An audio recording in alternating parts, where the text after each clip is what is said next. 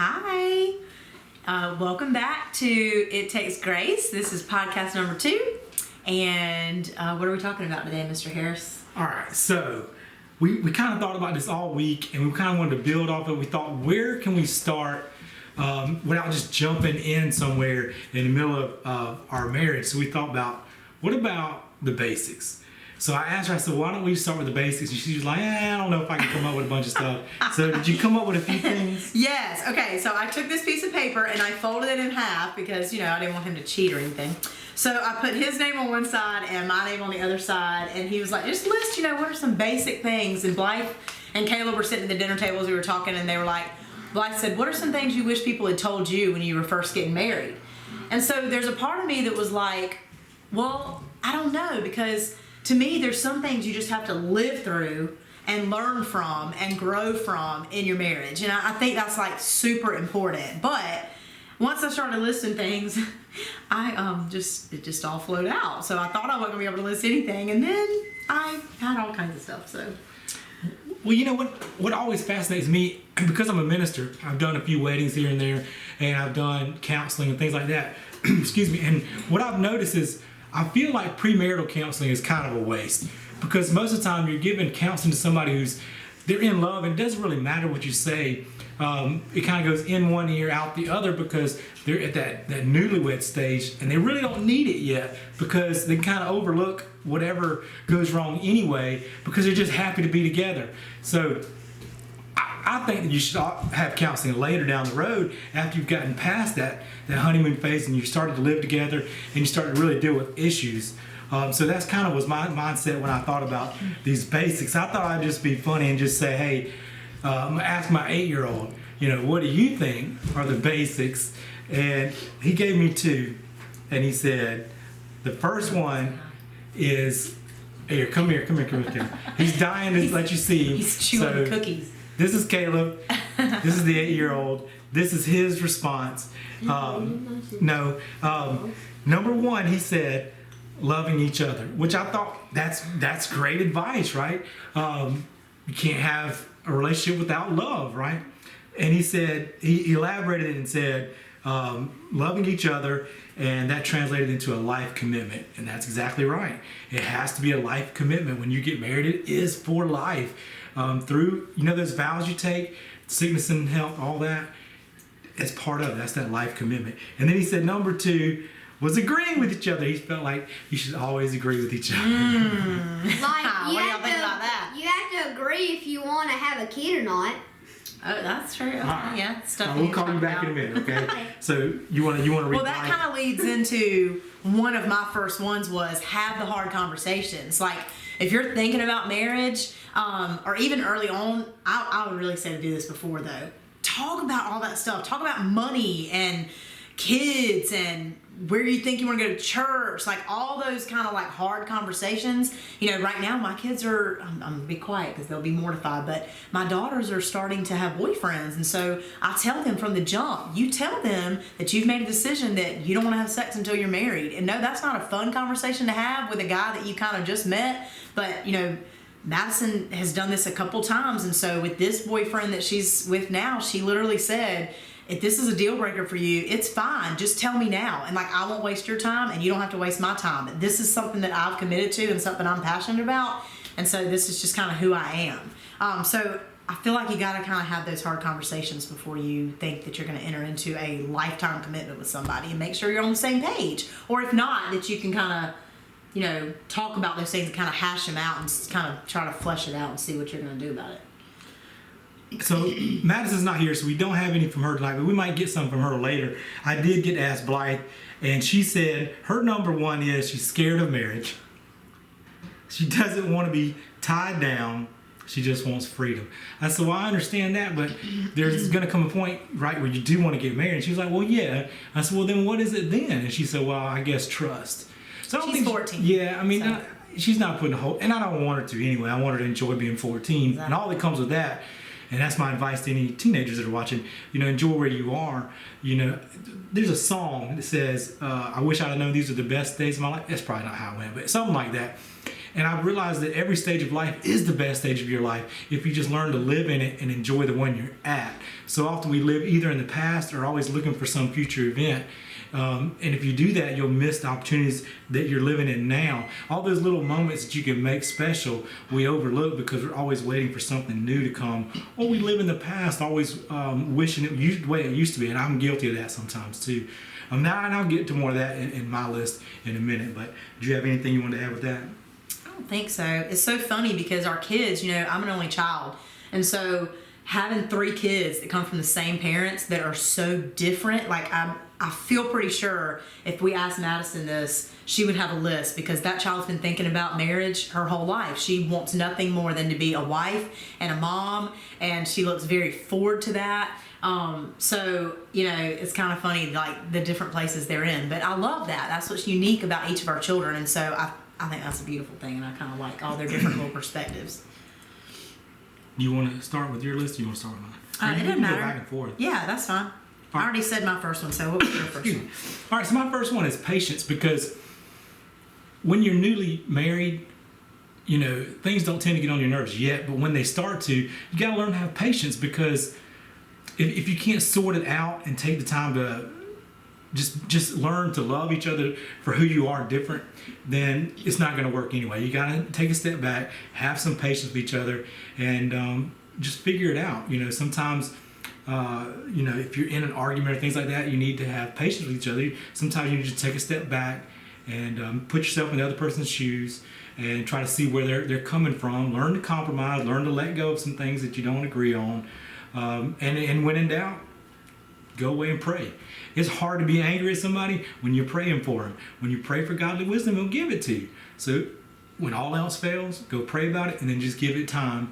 And what will happen is, and I guarantee it will happen because it's always happened for me, then things will become calmer, clear heads will prevail, and you can get together and really talk things out and smooth things out, if it's a conflict anyway. Yeah, and I would even say something I've learned over the years is instead of, as a last-ditch effort, which is kind of how we look at prayer a lot of times, pray now. Safeguard your marriage now. Pray for a hedge of protection, physical protection, spiritual protection against the spiritual warfare that's going on around you all over the place. Pray that over your marriage. Pray that God will put his hedge of protection around you and keep you safe from temptations, from other people that might seek to destroy your marriage, like all these different weapons that can be used. Pray that God will let no weapon prosper against you in your marriage. One of the things that I thought about when he was talking about patience is patience started out very early in our marriage. Literally the day we got married, we were dancing in a big circle and I tripped on my crinoline under my dress and tore my ACL in my knee.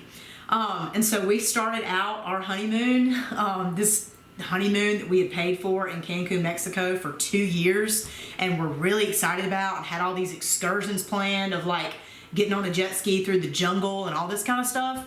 None of that happened because I was on crutches. I was in Mexico with brand new health insurance because I just started my job a few months before this, 21 years old, first time I'd had health insurance and all this mess. And had to get off this plane where my knee had been in one position for 3 hours and I could hardly walk. I was crying. I wanted my mama. I was just like a mess.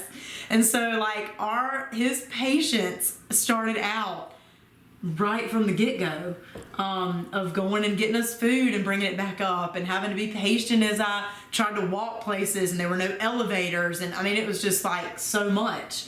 And he's continued to be patient with me through the years because I have had to grow up a whole lot. I've had to learn how to argue or talk things out. I grew up in a home where we just kind of yelled at each other and got everything off our chest and then went our separate ways, and he did not grow up like that. And so that was one of the first things I felt like we had to do, and that's my second thing on my list is learn to talk and not fight. Learn to communicate.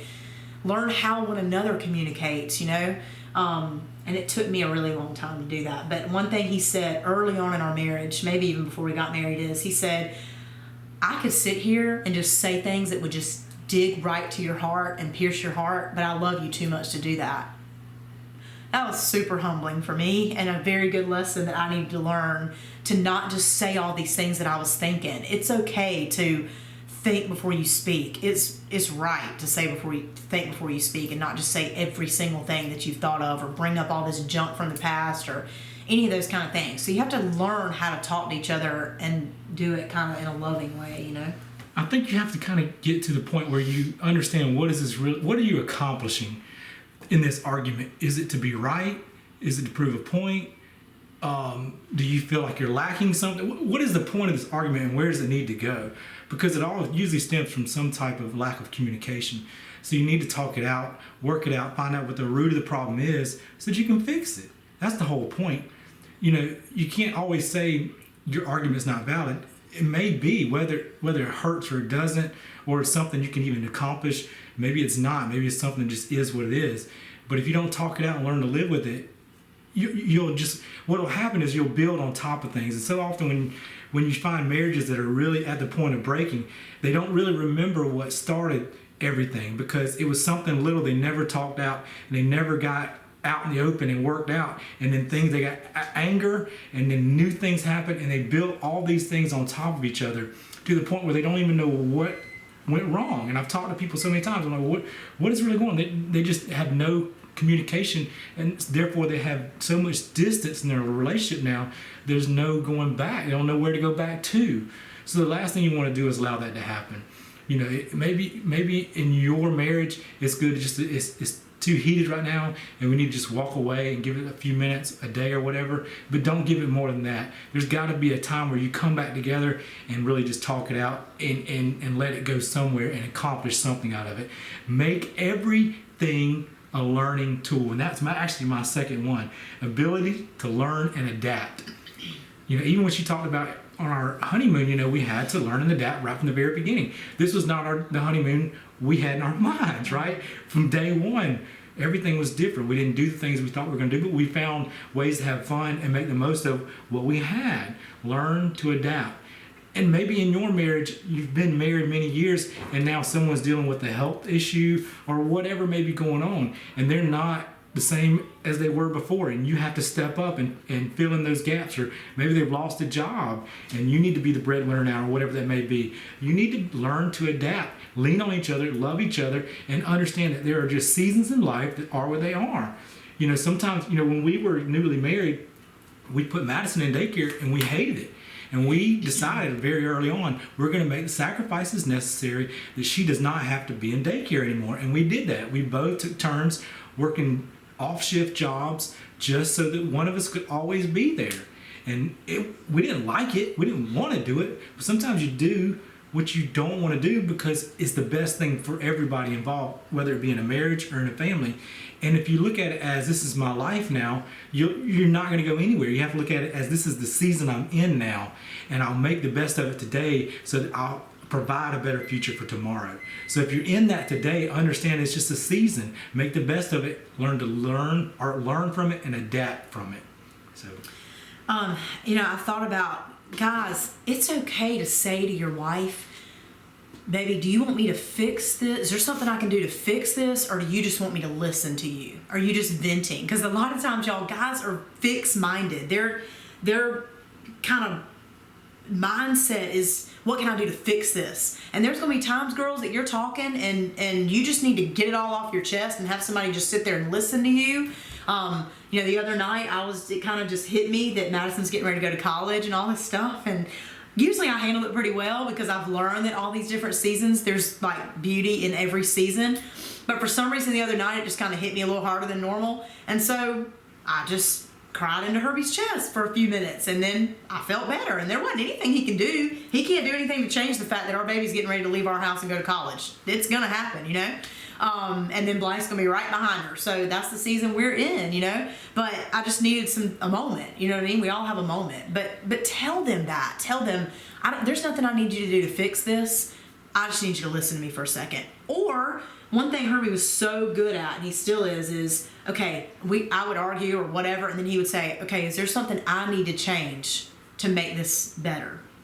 And so then that would cause me to say, oh, well, no, maybe there's something I need to change. You know what I'm saying? So just don't be afraid to do that and to reflect on that and tell him that you don't need to fix. And that's another thing. That's on my list.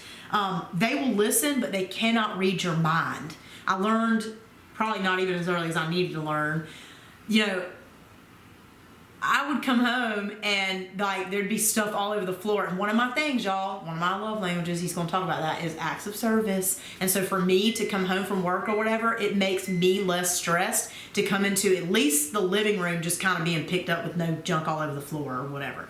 And so he would say, I promise you, I don't just walk over the stuff. Like, I just don't see it. And I learned that was such a great thing, that I did not have a husband who walked in from work and said, why is this house a mess? Why is the laundry not done? Why? He has never been that way, which is so awesome and so freeing for me, because there were days that I didn't get to all that stuff when I was staying home with the kids and working night shift and he was working during the day. You know, we've kind of been through every single type of work environment you could get, with him working, me working, both of us working. Like, we've done it all.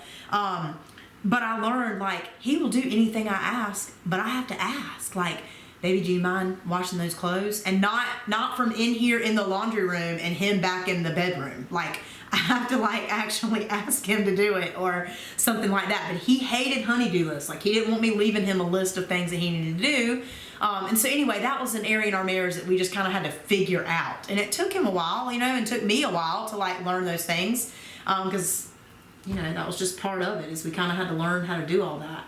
But we worked it out, and now it works out great. Yeah, I mean that's learning to adapt, right? You just figure it out.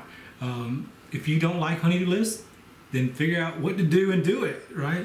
If you are the kind of person where you like to be guided, then fine. Tell your spouse, hey, leave me a list if that's what you're really interested in, and I'll take it out. No big deal. And we can both be happy. But figure that out and compromise, communicate. That's the whole point. There's not a dumb question. The only dumb question is the one you didn't ask. How you expect to know if you don't ask? So you want me to do my next one, or you want? Sure. No, Okay. My next one is actually one I learned later on. We used to go to a lot of marriage conferences and training and stuff like that. And I learned early on that I didn't like them. For me, I felt like they always beat up on the guys. And it always felt unattainable and didn't feel like it was really meant toward real men. So I never left. I always felt like we were going to leave in an argument, and I knew that was coming. And I always felt like it was an unattainable goal to what they were always, you know, telling us to be. And really, I think they do the same thing with women as well. But the one thing I found the most valuable was the 5 love languages. A lot of times we want to love the way we think love is. So if my love language is touch, so I'm like, well, I want to touch her. And maybe hers isn't. She's like, I'm not feeling the love for you. And I feel like, well, I'm giving you as much as I can. But in reality, I'm not. I'm just giving her what I want. So you have to figure out what the other person's love language is and do that. Not what you want, what they want. That's when you start to find the intimacy that every marriage has to have. Okay, that's a core ingredient. And intimacy is a tough thing in marriage. We're not gonna go there today. We will, but not today. But that's one of those things that leads to intimacy, is learning each other's love languages and communication. So I'll just leave it there for now. Okay. That's a really good one. I don't know. I think we've kind of touched on a couple of these. I guess while we're there and you just said that whole intimacy word, I did have on my list, and my great friend Angie Stone told me this, so I cannot take credit for it. She has given me a lot of advice on marriage, and we talk about it at work a lot. But, you know, girls, a lot of times sex is going to be like number 1 on his list, and it's going to be like number 99 out of 100 on your list. Okay, so like it's on the list, but there's a ton of other things that we feel like are priorities above that. And so that's something that it kind of was freeing to me for her to say that. And I thought, okay, like that makes sense. And I think he can work with that, because it's not that you're rejecting them. It's not that you don't want to meet those needs, especially when that's their love language. But sometimes just telling them, you know, I had a friend one time that she said, you know, I'm exhausted at night. So in the morning, if you want it to be good and enjoy it, hit me up in the morning. And so her husband learned that, and so that worked for them. So that's another area that you've just got to talk out and figure out and do what works for you. And y'all, it doesn't have to look like the movies. It doesn't have to look like these stupid TV shows that are on TV every day, and it, you know, they make it look so romantic and miraculous and all this kind of stuff. you have to be logical about it and do what works for you. You know, I struggled for so long thinking, well, if it's not spontaneous, then it's not good or whatever. Okay, that has to go out the window when you've got kids and schedules and all this kind of stuff. Like, you know, sometimes you just have to make the time for it or whatever. So that was one of the things that helped me a lot, was to know, yeah, it's on the list for us women and we want to take care of that for our husbands, but it just may not be number one on the list. It may not be what we're thinking about all day long, because we got a lot of other things on our mind too. Well, this is my last one, and my last one is learn to let go.